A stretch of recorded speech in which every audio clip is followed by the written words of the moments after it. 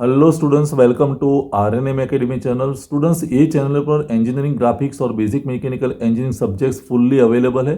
और अभी जो सब्जेक्ट चल रहा है वो है फ्लूइड मैकेनिक्स। फ्लूइड मैकेनिक्स में हम बात कर रहे हैं प्रेशर मेजरमेंट वाला चैप्टर की, और इसमें हमने यूट्यूब मैनोमीटर देख लिया है। आज हम इस थियोरी को आगे बढ़ाते हैं और यूट्यूब मैनोमीटर का एक मॉडिफाइड नया इक्विपमेंट है जिसको हम कहते हैं सिंगल कॉलम मैनोमीटर, तो उसकी बात करने वाले हैं। सिंगल कॉलम मैनोमीटर दो प्रकार के हैं, एक वर्टिकल है और दूसरा इंक्लाइन है। दोनों की थ्योरी समझेंगे। With respect to the U tube manometer इसमें क्या एडवांटेज है, किस तरह से वो स्पेसिफिक है, वो सब जानेंगे। तो वीडियो स्टार्ट करते हैं। लेकिन वीडियो स्टार्ट करने से पहले स्टूडेंट्स, आपको मेरी ये पढ़ाने की स्टाइल और वीडियोस पसंद आते हैं तो मेरी चैनल को लाइक शेयर सब्सक्राइब जरूर कर दीजिए। और व्हाट्सएप ग्रुप की जो लिंक मैंने डिस्क्रिप्शन बॉक्स में दी है वो जाके ज्वाइन कर दीजिए, जहां आपको स्टडी मटेरियल पीडीएफ फॉर्मेट में रेगुलरली मिलता रहेगा। चलिए टॉपिक स्टार्ट करते हैं, सिंगल कॉलम मैनोमीटर। तो स्टूडेंट्स, बात करते हैं सिंगल कॉलम मैनोमीटर की। एक फिगर मैंने एडवांस में ड्रॉ करके तैयार रखी है और वो है सिंगल कॉलम मैनोमीटर। हमारा टाइटल है सब्जेक्ट का सिंगल कॉलम। उस पर से ही पता चलेगा कि यहाँ सिर्फ एक कॉलम का ही इम्पोर्टेंस है, सिंगल कॉलम। दो कॉलम की ज़रूरत नहीं है। सिंगल कॉलम मैनोमीटर मीन्स ये हमारा जो यूट्यूब मैनोमीटर है, यूट्यूब मैनोमीटर जो हमने प्रीवियस वीडियो में स्टडी किया है, उसका ये मॉडिफाइड फॉर्म है।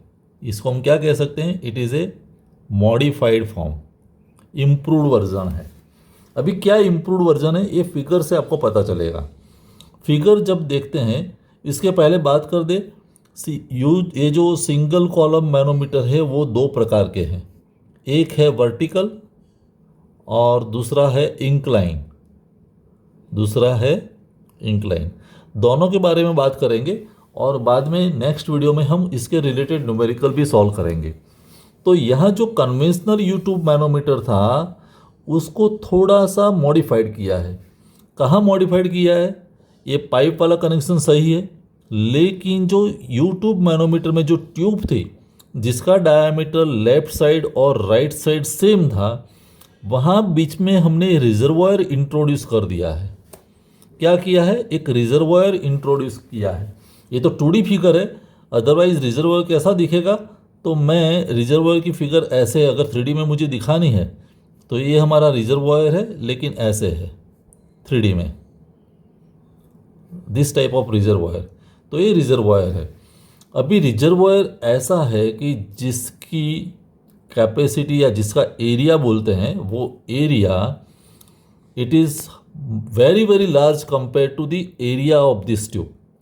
ट्यूब का जो एरिया बनता है क्रॉस सेक्शनल, लाइक ट्यूब का एरिया ऐसा होगा, ये ट्यूब है और ये एरिया है, तो इसका एरिया बहुत ही लार्ज है कंपेयर टू दिस। तो ये एरिया को हम कैपिटल ए कहते हैं, ट्यूब का एरिया है उसको हम स्मॉल ए कहते हैं। तो capital A is very very great, very larger than small ए।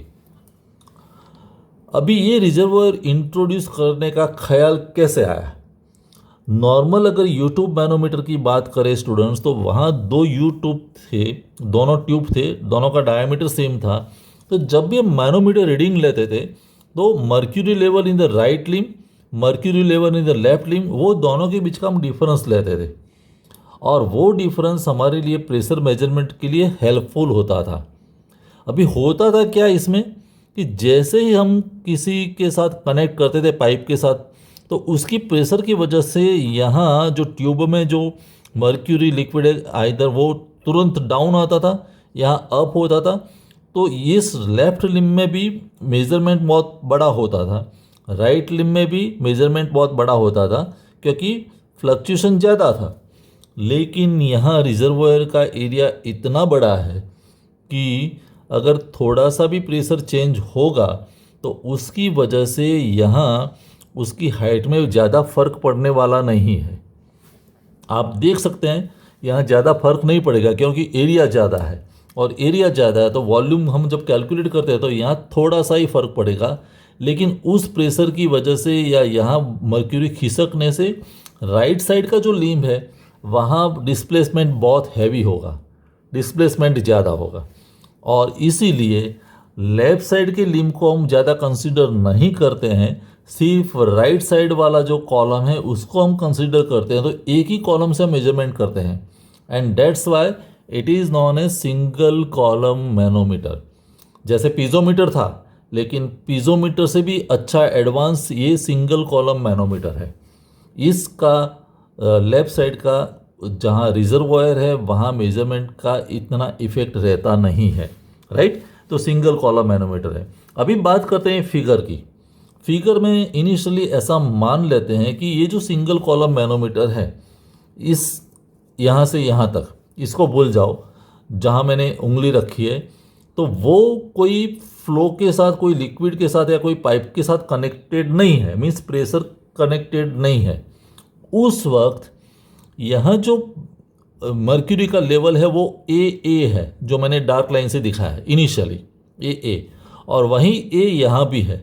तो इनिशियली मर्क्यूरी ए तक है लेफ्ट लिम्ब में, राइट लिम्ब में भी ए तक है, ऐसा मान लीजिए। लेकिन जैसे ये सिंगल कॉलम मैनोमीटर को मैंने प्रेशर मेजरमेंट के लिए कोई पाइप से कनेक्ट किया, लाइक ये पॉइंट पी, उसके साथ कनेक्ट किया, तो कनेक्ट करने से प्रेशर यहाँ जो है वो इफेक्ट डालेगा मर्क्यूरी पर, तो मर्क्यूरी नीचे खिसकता है, मर्क्यूरी फॉल होता है। तो नई पोजीशन कौन सी मिली? बीबी, ए की जगह बीबी मिली। लेकिन ये डिस्प्लेसमेंट इतना छोटा है जिसको हमने दिखाया डेल्टा एच से।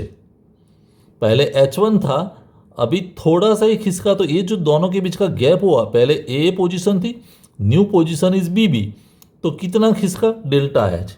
लेकिन उसकी वजह से यहाँ मर्क्यूरी जो पहले यहाँ ए तक था वो तुरंत राइज होके यहाँ तक पहुँच गया। आई होप आपको समझ में आया होगा। तो नई पोजीशन बीबी है और उसकी वजह से यहाँ नई पोजीशन मर्क्यूरी लेवल की ये मिली, तो मर्क्यूरी की हाइट बहुत बढ़ गई। इसीलिए इस जो डेल्टा एच है उसको हम निगलेक्ट कर सकते हैं, डायरेक्टली मेजर कर सकते हैं, ये बात है। तो आपको पता चल गया कि कनेक्शन के पहले ए पोजीशन थी, कोई पाइप के साथ कनेक्शन हुआ तो बीबी पोजीशन हो गई। अभी ये सेंटर लाइन से यहाँ तक की पोजीशन पहले H1 थी और उस वक्त ये पोजीशन H2 थी, राइट। जब कनेक्शन किया तो डेल्टा एच जितना एडिशन यहाँ हुआ और इसीलिए इसको हम इक्वेशन में बैलेंस कर सकते हैं। इसके पहले स्टूडेंट्स बात करें, ये रिजर्वॉयर है। रिजर्वॉयर का अगर हमें वॉल्यूम कैलकुलेट करना है कि कितना वॉल्यूम नीचे आया, ए से बीबी तक आया, तो रिजर्वॉयर में कितना खिसका? डेल्टा एच, और उसका एरिया कितना है? Capital A. तो एरिया इनटू हाइट, तो वो वॉल्यूम हुआ। जितना volume delta H multiplied by A यहाँ नीचे डिस्प्लेसमेंट हुआ, उतना ही वॉल्यूम यहाँ लिफ्ट हुआ। तो राइट साइड कितना वॉल्यूम लिफ्ट हुआ? तो H2 जितनी हाइट मिली और उसका एरिया था स्मॉल ए, तो H2 इंटू स्मॉल ए। तो इक्वेशन कैसा बना? Delta H capital multiplied by A is equal to H2 multiplied by A, और इस पर से डेल्टा एच अगर मुझे कैलकुलेट करना है तो small A divide by capital A into H2, एक इक्वेशन ये बनेगा। तो small A divide by capital A, याद रहे जो कैपिटल ए है वो mostly 100 times 200 times greater than small A. अगर इसका एरिया मान लो कि 100 सेंटीमीटर स्क्वायर है या, तो इसका एरिया सिर्फ 1 सेंटीमीटर स्क्वायर है। So area is 100 times larger than the area of the tube. इस कंडीशन में सिंगल कॉलम मैनोमीटर में जब हम प्रेशर इक्वेट करते हैं तो कैसे करेंगे? मान लो कि नई पोजीशन है बीबी, और बीबी लाइन पर हम जब बैलेंस करते हैं तो लेफ्ट साइड हम क्या लिखेंगे? पहले तो ये प्रेशर आएगा, प्रेशर एट पॉइंट पी, तो वो मैं लिखने वाला हूँ pressure at point P plus यहाँ से लेके ये बीबी तक, तो H1 हाइट और डेल्टा एच हाइट दोनों का एडिशन होगा, और रो जी एच, तो rho means rho one lighter liquid, G और हाइट कितनी, तो H1 प्लस डेल्टा H, ये हुआ H1 प्लस डेल्टा H, तो रो जी एच बना, is equal to right side BB तक। तो बीबी तक आना है तो ये लाइन मुझे कंसिडर करनी पड़ेगी। तो यहाँ क्या होगा, रो टू जी और H2 प्लस डेल्टा H, बीबी तक आना है तो H2 तो है प्लस इतना डेल्टा H जो स्मॉल डिफरेंस है वो भी हमें यहाँ कंसिडर करना पड़ेगा। तो ऐसा इक्वेशन हम लिख सकते हैं। अभी ये इक्वेशन को सिंप्लीफाई करें तो P P plus rho one जी H1, ये मैंने ब्रैकेट ओपन कर दिया, plus rho one G delta H is equal to यहाँ रो टू जी H2 plus rho two G delta H, ऐसा हम इक्वेशन लिख सकते हैं। स्टूडेंट्स, वैसे पीपी को मैं ये साइड रखूँ और बाकी सभी पैरामीटर्स को राइट साइड ले जाता हूँ तो डेल्टा H वाले दो इक्वेशन, दो टर्म्स है, rho two G delta H, rho one G delta H। तो कैसे लिखेंगे, डेल्टा H को मैंने कॉमन ले लिया, अंदर क्या लिखेंगे, रो टू जी माइनस, ये माइनस हो जाएगा तो रो वन जी, तो ये दोनों टर्म का तो इस्तेमाल हो गया, प्लस ये रो टू जी H2 माइनस रो वन जी H1, ऐसा इक्वेशन बनेगा। तो पीपी का इक्वेशन ये जो बना, पीपी का इक्वेशन, सो इसको मैं हाईलाइट करता हूँ, जस्ट मिनट। उसको जब हम हाईलाइट करते हैं तो ये पीपी का equation, P P is equal to delta H, ये इक्वेशन इंपॉर्टेंट है सिंगल कॉलम मैनोमीटर के लिए।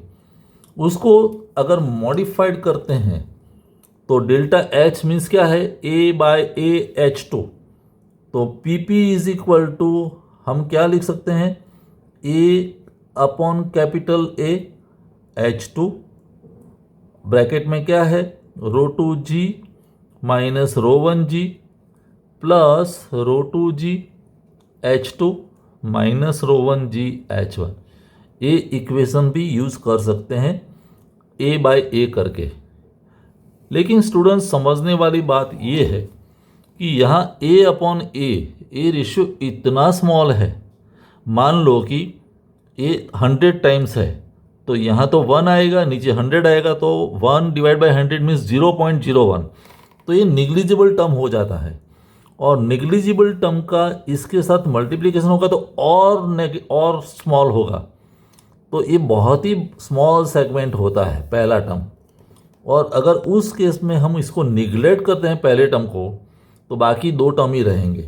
तो हम कह सकते हैं कि if A by A is very small and it can be neglected, और निगलेक्ट करते हैं तो हमारा इक्वेशन कैसा बनेगा, PP is equal to rho two ji H2 minus rho one ji H1।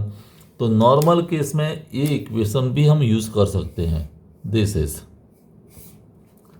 Depending upon कैसा डेटा दिया है न्यूमेरिकल में। अगर न्यूमेरिकल में आपको A भी दिया है, कैपिटल A भी दिया है, तो हम सेकंड जो इक्वेशन है उसको यूज करेंगे। ये मैं एक दो न्यूमेरिकल लेने वाला हूं और उसमें हम मोस्टली ये सेकंड इक्वेशन यूज करने वाले हैं, right. So you remember this equation. तो ये बात हुई सिंगल कॉलम मैनोमीटर की। आपको समझ में आया होगा बात में क्या चेंज है compare to normal U tube manometer, इसमें क्या बदलाव है। यूट्यूब मैनोमीटर में दोनों लिम में हाइट प्लस माइनस का जो वेरिएशन है बहुत बड़ा लार्ज है। यहाँ लेफ्ट लिम में जहाँ रिजर्वॉयर है वहाँ डिस्प्लेसमेंट कम है, तो सिर्फ हम राइट साइड वाला जो लिम है उसका ही डिस्प्लेसमेंट मेजर करते हैं, और इसीलिए इसको कहते हैं सिंगल कॉलम मैनोमीटर।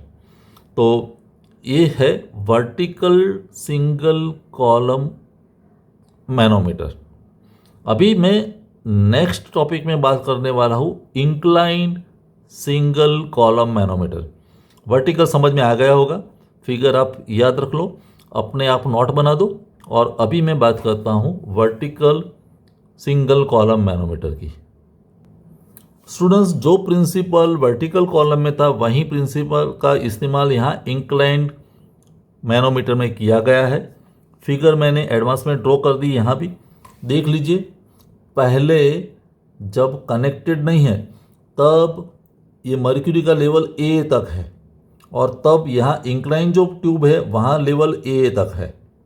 लेकिन जैसे मैंने जिस ए एंड को मैंने पाइप के साथ कनेक्ट किया तो प्रेशर बढ़ा तो नई पोजीशन मुझे बीबी मिली, क्योंकि मर्क्यूरी नीचे आया, और उसकी वजह से यहाँ से लिफ्ट यहाँ तक हुआ ट्यूब में, जिसकी इंक्लाइन लेंथ है कैपिटल एल, और वर्टिकल लेंथ की बात करें तो H2 है। और ये जो ट्यूब है उसका इंक्लिनेशन जिसको हम कहेंगे थीटा। अभी इनिशियली हाइट तो H1 थी, लेकिन कितना नीचे है, डेल्टा H जितना, यहाँ डेल्टा H, तो ये डेल्टा H जितना मर्क्यूरी नीचे खिसका। तो वही प्रिंसिपल है। तो हम यहाँ कैसे इक्वेशन इस्तेमाल कर सकते हैं वो देखते हैं। इंक्लाइन है तो कंपेयर टू वर्टिकल यहाँ लिफ्टिंग फास्ट होगा। इंक्लाइन मैनोमीटर का प्रिंसिपल है कि ये प्रॉम्प्ट रिस्पॉन्स देने वाला है compare to the vertical manometer.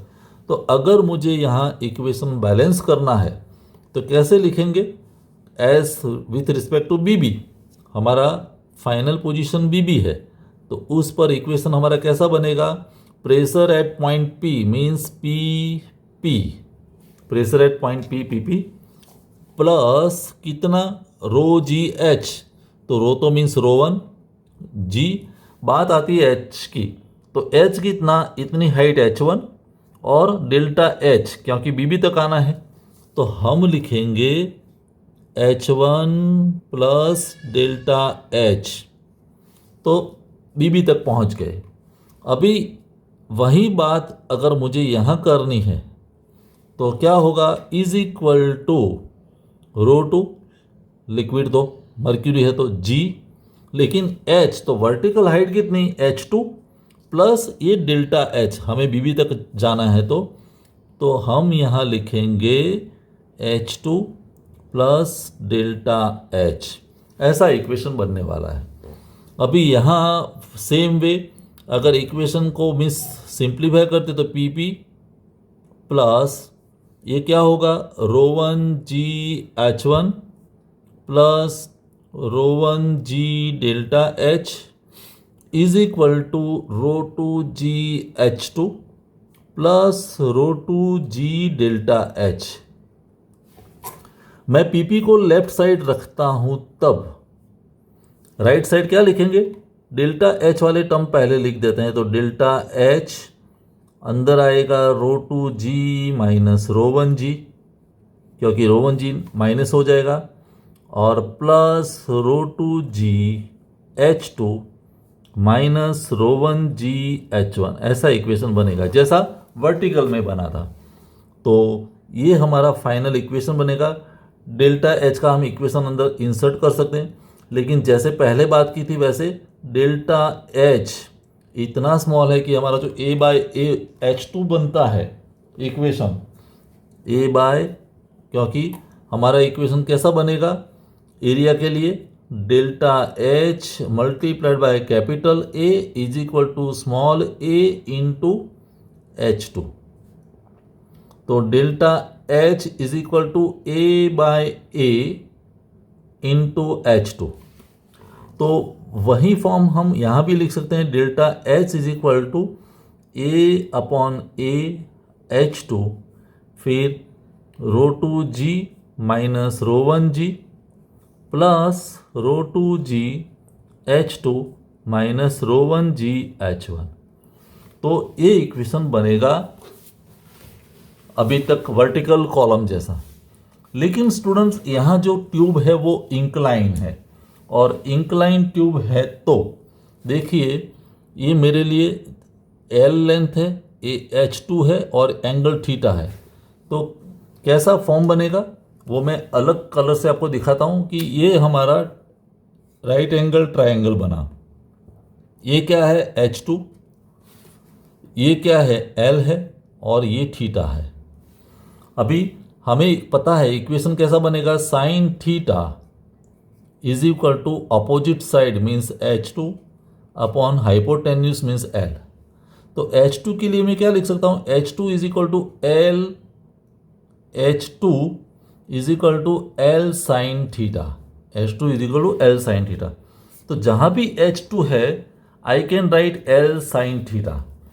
तो PP इज इक्वल टू यहाँ क्या बनेगा, A बाय A, H2 की जगह L साइन थीटा, फिर यहाँ ρ2g minus ρ1g plus ρ2g, H2 means L sine theta minus ρ1g H1, ऐसा इक्वेशन बनेगा। और पहले जैसा अगर A बाय A रेशियो बहुत स्मॉल है तो पहला टर्म हम निगलेक्ट कर सकते हैं।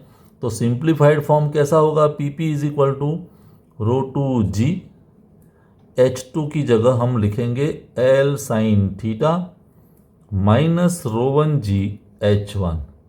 तो ये इक्वेशन बनेगा इंक्लाइन सिंगल कॉलम मैनोमीटर के लिए, इंक्लाइन सिंगल कॉलम मैनोमीटर के लिए।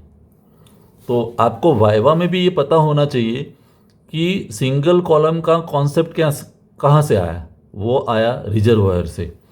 Compare to normal U tube manometer यहाँ रिजर्वायर बड़ी साइज़ का है, तो उसकी वजह से हमें सिंगल कॉलम में वो फास्ट रिस्पांस मिलने वाला है।